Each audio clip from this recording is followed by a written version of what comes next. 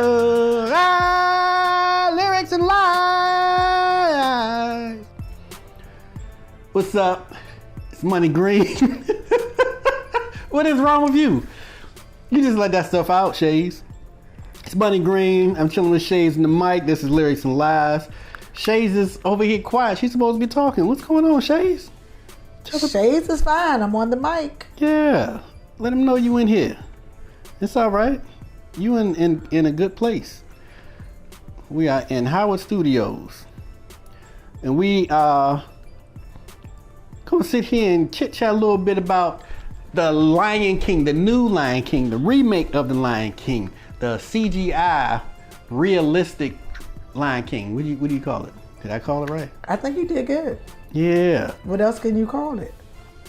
I don't know. I'm sure there's a better name for it. We're going to go with what we know right now. Yeah, so the Lion King remake just came out, and Shayz finally got around to seeing it. So, what you think about it? Let us know. I thought it was good. I thought it was right on point with the cartoon version, or do we call it anime? Cartoon. No, but the first one was animated. Animated version. I think it was right on point with the animated version. Everything that was in the animated was done with the real animals. I don't think they missed a beat on the difference, other than the different characters who was doing the voices. But other than that, I think they was on point with how it was done in anime. So you said you thought it was right on time? I think they was right on the money. I think they did everything was just exact same as it was done. What, in 1994? Just about. There was some differences. There was some difference in dialogue. They cut out some jokes from the first one. They added new jokes to this one. They shortened some of the music scenes, or songs in general. They shortened them. Because I remember Scar's scene was longer.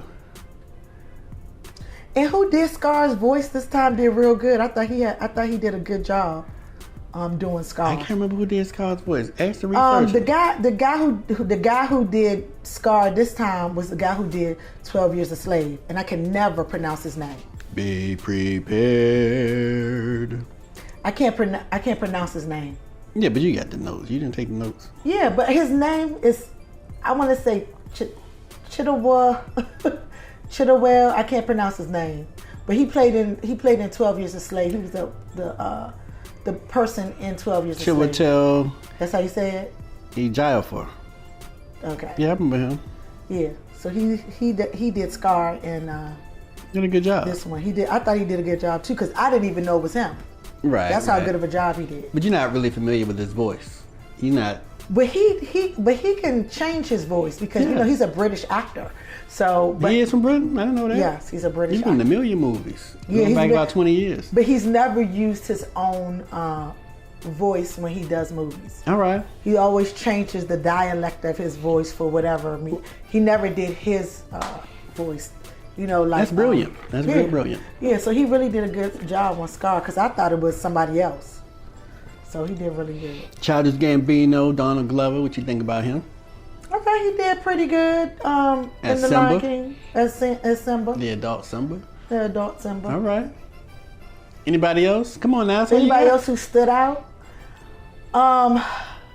Simba's mother was Alfred Witter this time. Alfred Witter. Yeah, the lady who did it last time, she passed. Oh yeah.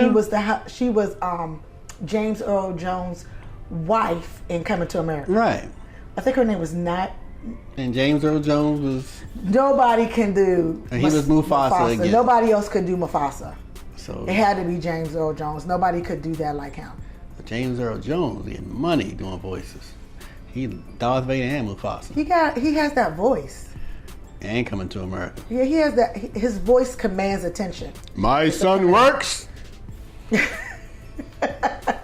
He has that command attention voice, you know. So I don't think anybody else could have did Mustafa other than him. All right, what about? But there was some nuances because you know the you know the iconic part they forgot to do that Whoopi Goldberg done when she was what's the name? What's the lady's name? Sinza. The hyena. The hyena. Yeah, Sinza. okay, when he's like Mustafa. Woo, Mustafa. They didn't do that part. Right. Another big part. Go ahead. That was a big part they didn't do. Mm-hmm. But the lady who did Senza is Florence Kusabama. Yeah, but I'd rather have Whoopi. I think Whoopi did it better. Whoopi did a great job. Yeah, she did. Another scene, since you brought up the hyenas, scene I missed, and I think it's probably one of the best scenes, one of the top 3 scenes of the first one as far as comedy goes, is when Mufasa threatened them and said, "What did I tell you?" or whatever. And they said, "You didn't tell us that." And Whoopi said, "You didn't tell us that." And they looked at the next hyena. He said, "You didn't tell us that." And looked at the third one. "You remember him telling us that?" And he paused and he nodded his head, yeah. And then Mufasa started kicking ass. That part was left out. That was a good part. That was a good part in the first one. What about the meerkat in the hole?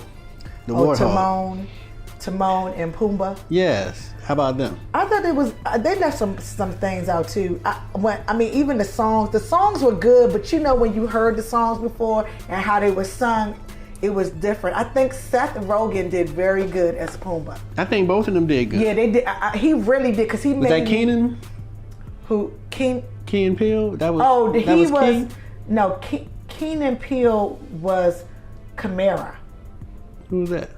I don't know who Chimera was. I'm trying to figure it out. But when I looked up what he did, he was not Timon. Timon was Billy Eichner. Okay. Well, Billy they were funny. They added a brilliant level of comic relief. As soon as they hit the scene, you had the hyenas with their giggling and everything here and there. But when they hit that scene with them buzzards, that was funny. All their lines, they did really good. I thought it. Seth Rogen did very good as Pumbaa. He put me in a setting of the guy who did it, and I can't think of who did it last time. Yeah, they did it. But he did his thing. He really did a good job. I had to look up who Pumbaa was to see who did the voiceover. But that was Seth Rogen. Good job, Seth. Right. And Donald Glover did good. Well, let's talk about Beyonce, the Queen Bee. Queen Bey, what you think about her? I thought she did good as Nyla. How she did good? I want to good or great? She did good. She did good. She did good. All right. Did you like her being in that role?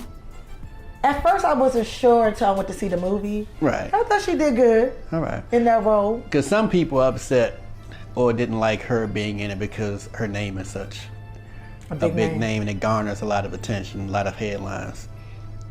What do you think about that? But I'm thinking you want people to come to the movie, so That's you're going to true. use who you need so you can bring people to the theater. Extra people. Because people are going to come naturally to see The Lion King, but you want some big names in certain places. And that's something you mentioned before in one of the episodes. You were saying those names, when you bring names to the movies, that pretty much brings more people to come see it. Yeah, and it adds a level of prestige to the film. And Donald Glover brings people in of all races and religions or what have you. And Beyonce, she's huge. Mm-hmm. And she did her thing.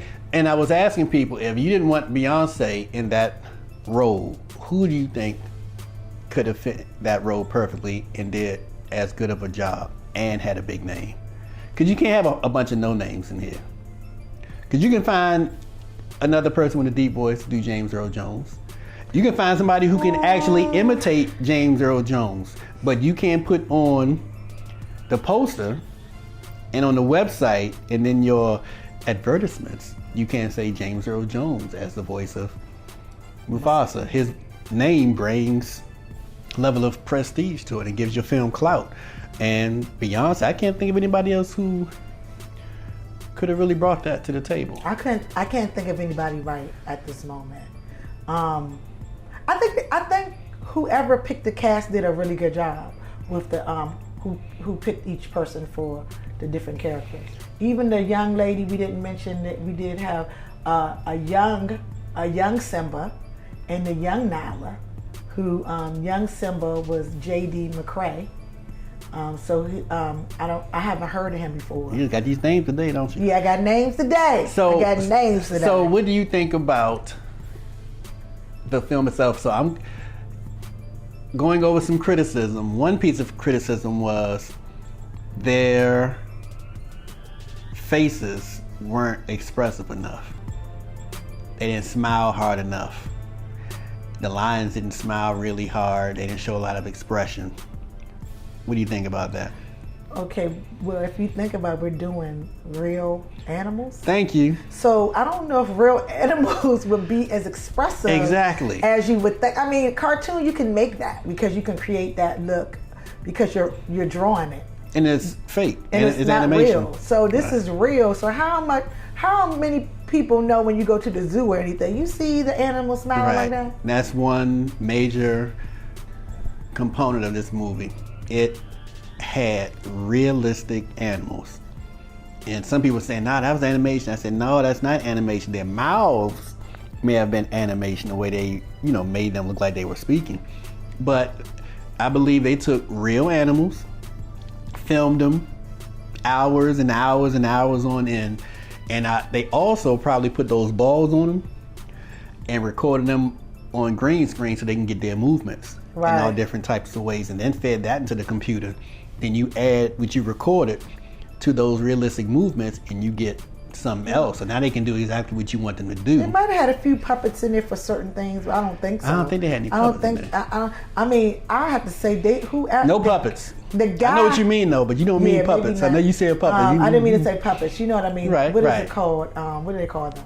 Like the little robotic animals, remote animals. Yeah, some type of mannequin-looking thing. Yeah. The guy who did Rafiki, is that how you say his name? Rafiki the I guess monkey? so. I thought he did really good. The voice for Rafiki was real good.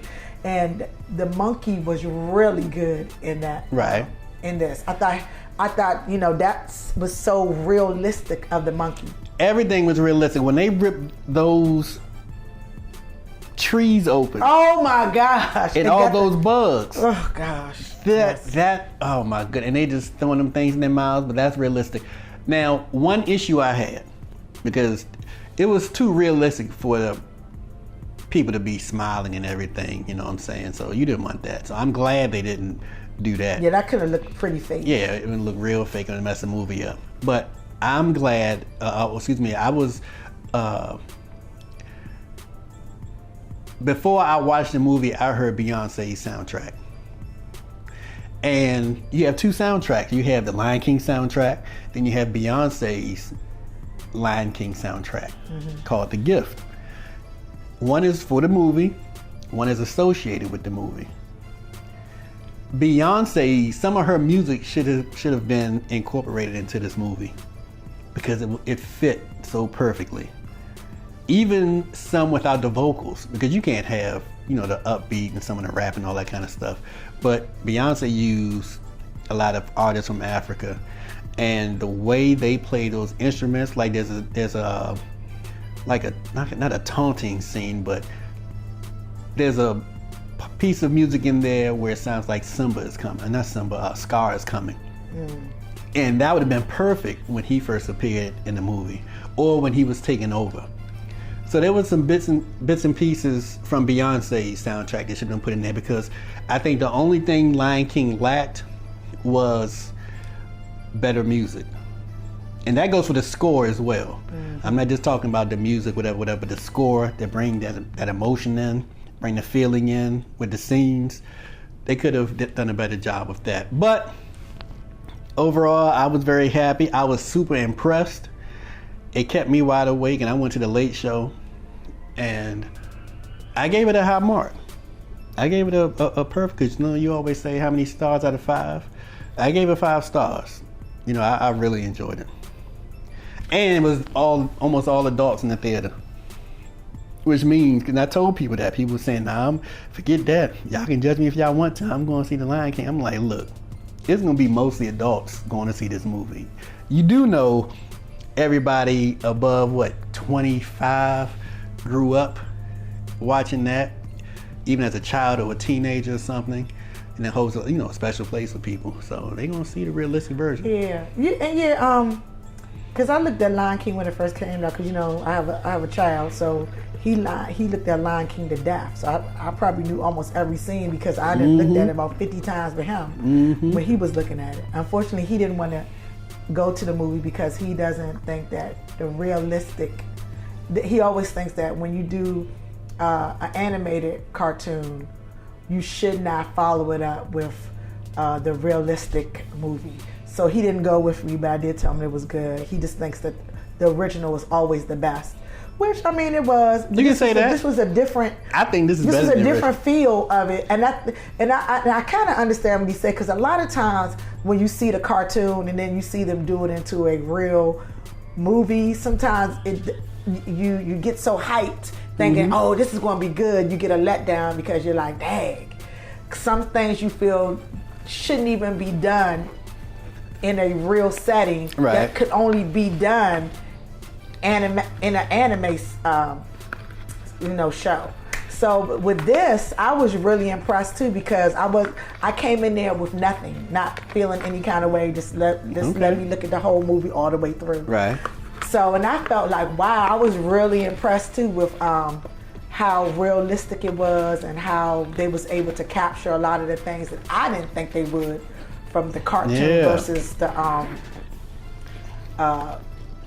the real live movie. And it was dark. Yeah, and I like the way, I like the opening with all the animals, you know, and how they did have all the animals coming to see Simba being born. That's like the cartoon. And, just like it. When I looked at it, I was like, wow, with the movements, the little dance, the giraffes coming, the birds. Right. So all of that was like on point. That's why I was like, it was very, very good. They really did a real good job from animation to live. But I was saying it's very dark. It's like serious. It's something that the average child would be freaked out about. Because those hyenas and Scar and the things they were doing, this is real life. They were really doing some National Geographic, eat, hunt, rip apart. They were really doing some things in there that would really torment the average innocent soul. Especially like when the hyenas got busy at the end. You know what I'm saying? When they was killing Scar. Yeah, well, see, we got you out of doing the spoilers, but you back on it a little bit. Somebody out there haven't, if you've seen the cartoon, you already know. Somebody out there haven't seen it. So I'm sorry, y'all. But it's all good. And also when the father, went through the little situation, that was deep. That was dark. And it's dark in the cartoon, but it was darker in the realistic part. Right. Right. And the dark clouds came and the fires. That would freak out some people. So they did a great job. You give it what? 4 stars, 5 stars? What you give it? I know you think I'm so hard on movies. No, cause you gave one last time. You gave it 5 stars. So. I'm mad about they took out that part that I told you about Mustafa. But because, and I was actually looking for that part. I mean, but then when I looked at it, it wasn't missed, but because I seen it, I wanted to kind of see how the new person who was doing that part would have done it. And somebody else had an issue with the amount of hyenas. They said it was too many hyenas. First time was only 3, now it was like 20. I'm like, it's realistic because they said an army. So he said now we're going to unite lions and hyenas. You just can't bring 3. But if you remember the anime, they did have, it was 4 major character hyenas, but it was a whole lot of hyenas that came together when they was taking over the pride. All right. So I will give it 4 3/4 stars. I'm going to give it 5 stars. 5 out of 5. It was really good. Cool. I don't have anything to complain about with the movie. Yeah, and you said, sometimes I hate remakes, but in this case, I actually like the remake more than the cartoon, or equal to the cartoon. I'll say equal. Yeah, because it brought so much more that the cartoon couldn't bring. But they took their time on this. But the cartoon had a lot of content that they didn't put into the realistic one, the new one. But this new one had extra content that the other one didn't have, like the local joke about the local food, stuff like that. Food, yeah. So they added a whole bunch of stuff. Yeah. And so that's it. I thought it was equal. Another episode of Lyrics and Lies is in the books. Lion King, Donald Glover, Beyonce, Alfred Woodard, and Childish Gambino. They all did their thing. And James Earl Jones. I didn't say James Earl Jones. Mufasa? No, you forgot about Mufasa. And I forgot to mention to y'all the little young lady who played Nala. Her name was Sahida Wright Joseph. And every time I hear James Earl Jones's mouth, I thought he was gonna go up to Mufasa and say, "Do you have sex with your bathers? I know I do."